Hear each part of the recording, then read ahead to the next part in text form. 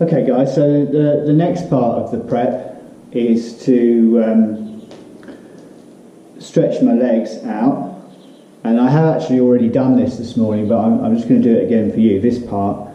And I just put my hands on my knees, and I don't know what it is about me, and apparently my nephew Jono has the same thing.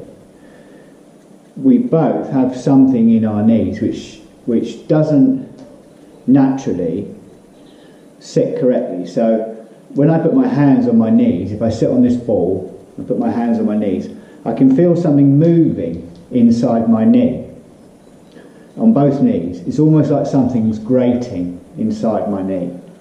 And then if I rock forward and backwards on this ball, just like this, that's all I'm doing, very gently, just forward and back, so my knees are going through a motion, it will click. Both my knees will click. And you can't tell how long that will take. It might take 10 movements, it might take 20 movements, but each one of them will click, and it will click like it's kind of going in properly into the socket. Now, if I leave the house and not do this, and I start cycling, I will get pain in my knees. So not excruciating pain, but I will get pain, and you have to kind of ride it out, and it goes away. And after about 10 minutes, it goes away. So it must be going in, by riding, it's going in. But you can alleviate that by just doing this. So I just do a very small, very simple rock forward and backwards.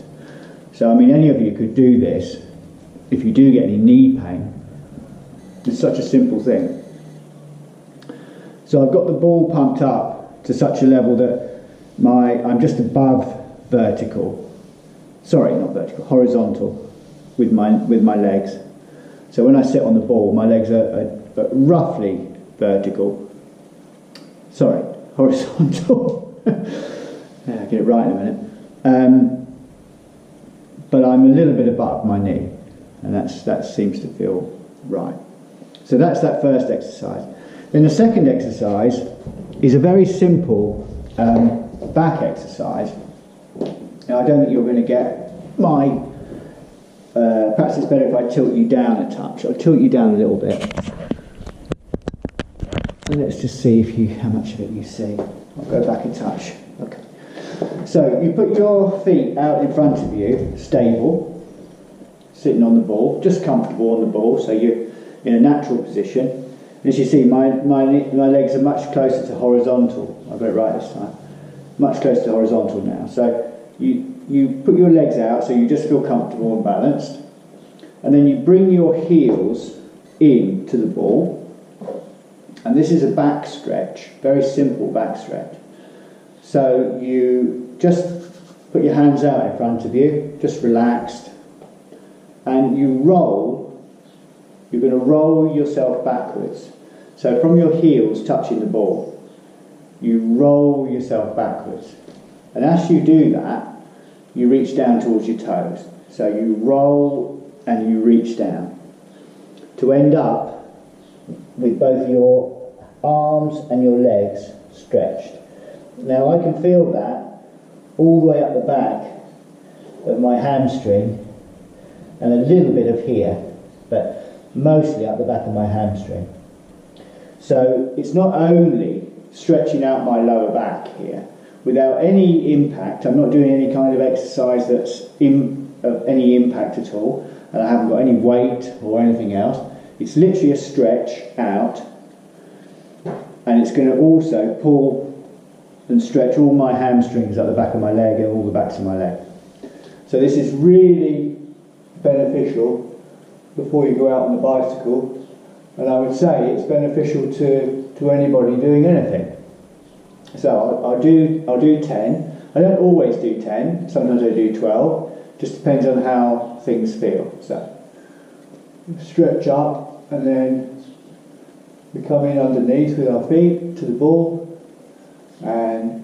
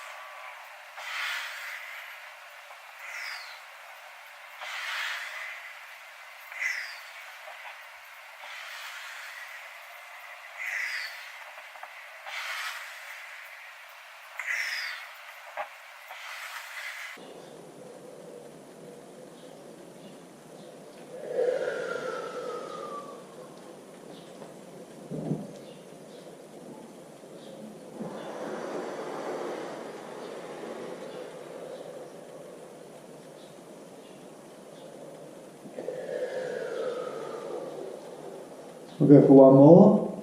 Then we're going to hold this one down and bounce a little bit.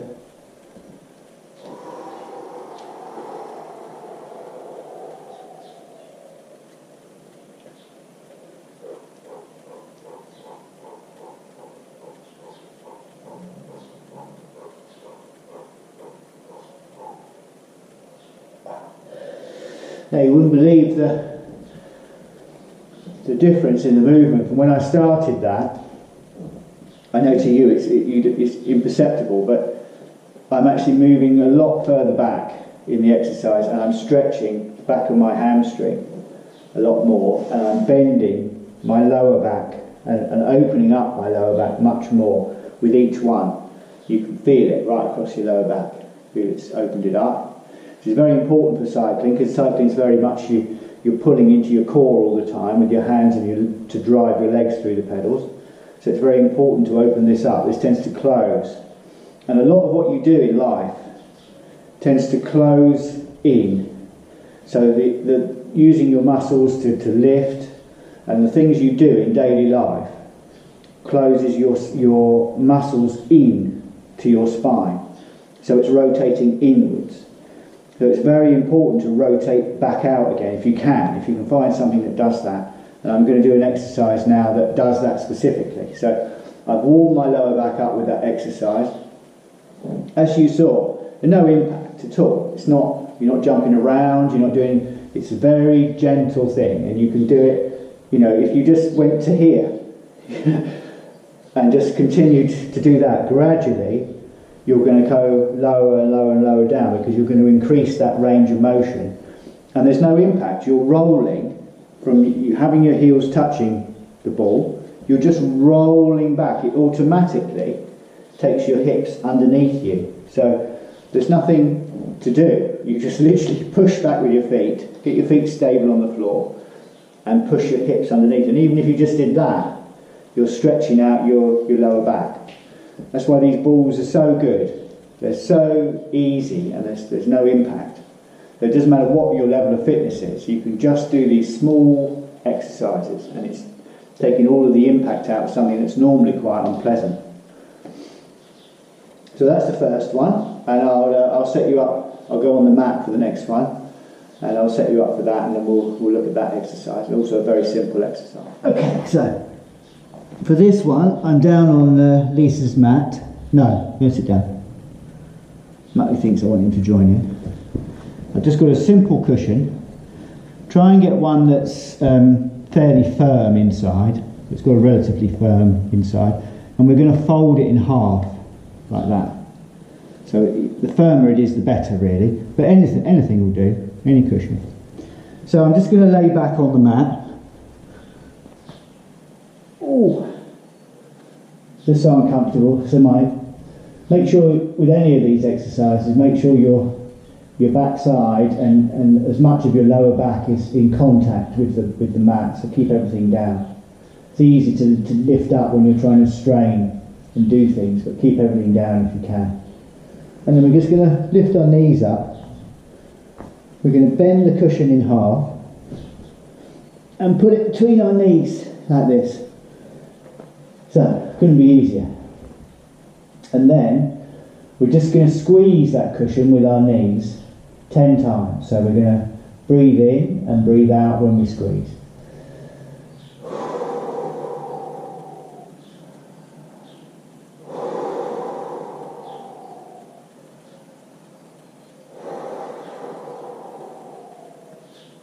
Concentrate on your back being on the ground.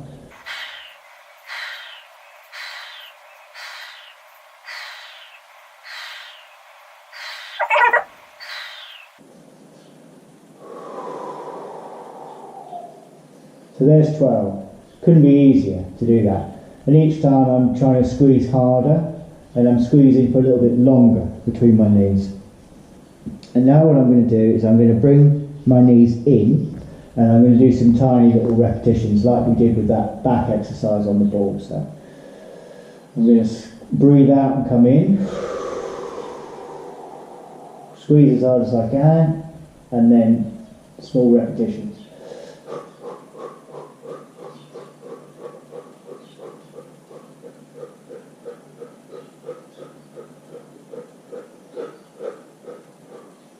Yeah. Okay, so I didn't do 30 then out of choice. I did 30 because that's all I could do. It just literally gets more and more and more, not painful, but it gets harder and harder to do it. You wouldn't believe such a simple thing is so hard to do. And what we're doing by doing that exercise is when you're moving your knees together and you're putting a load on your knees, so you're pushing with your muscles and pushing your knees together, you're rotating out on your hip. So your knees coming together, it's trying to squeeze and it's rotating out on your hip. So it's rotating your lower back out from your spine. And that's very hard to do with normal exercise. You know, you can do it, but it's very hard to do. But this is very specific. It's very easy. You're laying on the floor. There's no strain on you whatsoever. And then you just try and squeeze that cushion in. And you do your 10, 12, whatever you can do. And each time try and be a little bit more, squeeze a bit harder and squeeze for a bit longer. And then when you feel you've done it, and you'll feel you've done enough, your back's warmed up and it's working, come in for that last one, hold it in, and then little breaths and just do those tiny, tiny movements just for the last part. And you'll find there'll be a limit. There'll be, you do 10 or you do 20 or you do 30 or you do 50, but you'll get to a point where you just can't do anymore because it's just everything is almost locked up. So it's really working all your lower back, up your legs, into your knees, all the top part of your legs. So when I've done that, I use the cushion again for what it's supposed to be used for. Put it under my head. I just roll my legs up towards my chest. A bit of a squeeze here. Just squeezing the tops, muscles up the tops of my legs here. You can cross over and have a little pull, which gives a bit of a hamstring pull. And you can do the other way. Another little hamstring pull. Hope my feet aren't dirty. Probably are. Little hamstring pull that side. And sometimes you'll feel one's tighter than the other. It's an opportunity to just balance things up. You might need to work one side a little bit more than the other side just to get that feeling that everything's evened out. And then you're starting your day or your exercise or your bike ride or whatever it is with things a little bit more evened up. And then roll up, extend out, lower down, and then just some little reps here just above the floor.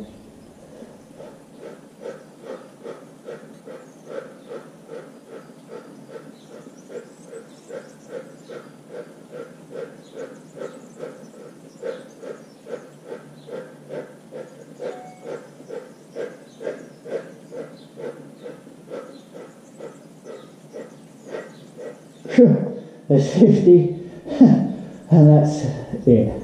So I'm feeling that right across here. Like Bucking says, you feel these types of exercises in your core, at the bottom of below your stomach, below your belly button, down here low, which is very hard to exercise in daily life.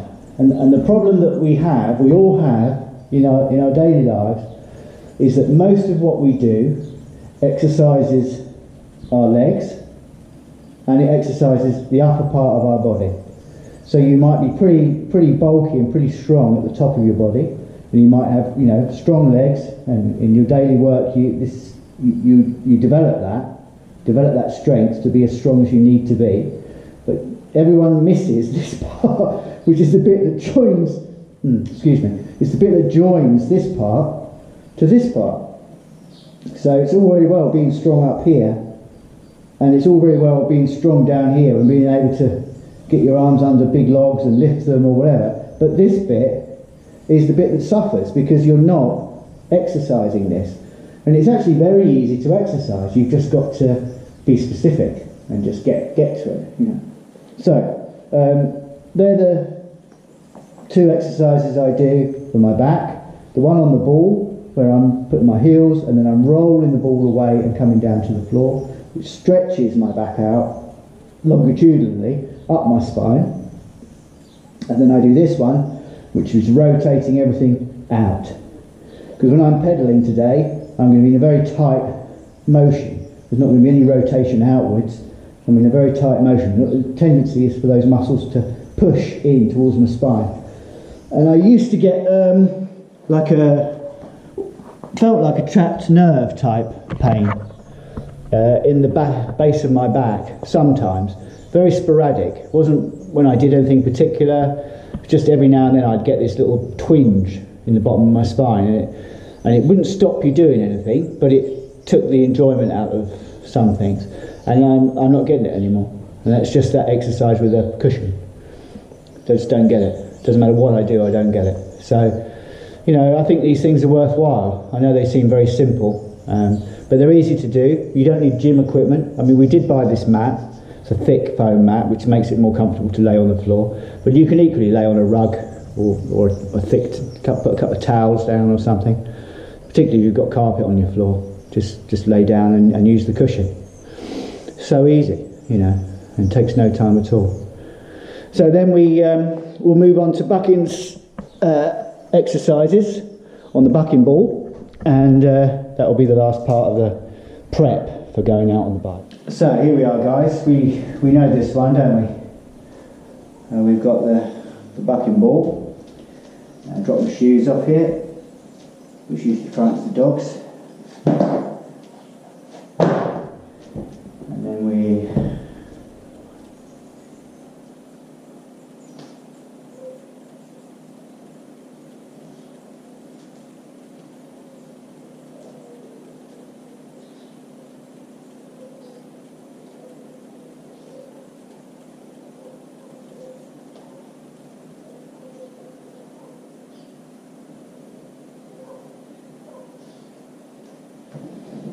So I move the ball around a little bit while I'm doing these, and I count to 40 because I think my count to 30 is a bit quick.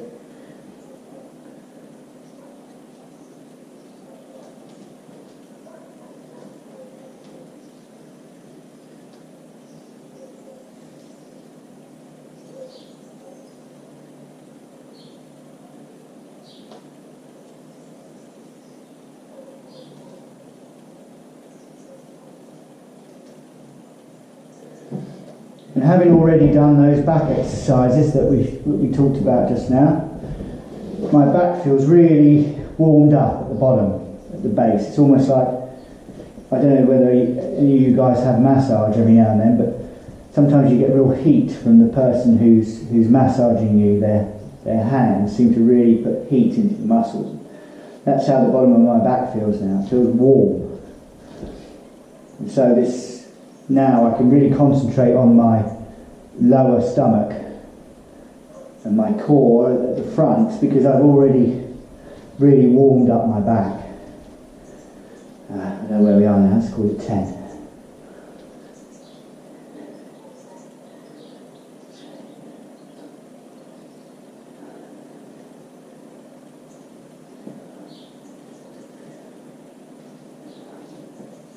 And so I can feel that lower stomach below my belly button from earlier on where we did that, both that knee squashing the cushion and the little reps with my feet just off the ground.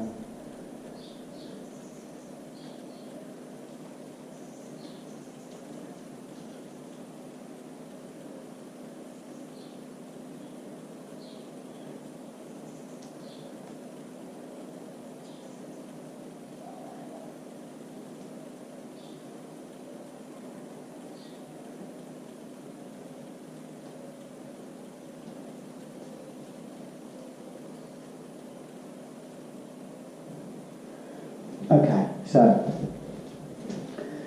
now I've warmed up all my core, my back, my lower back, my front, everything really. I can feel the warmth all around my middle. So it's an area that we neglect, as Bucking said, it's very important.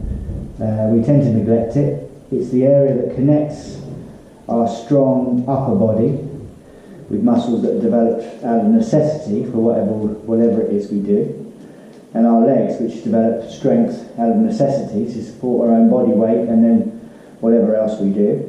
But we neglect that part in the middle of us that connects those two things together, and that is why so many people suffer with lower back pain.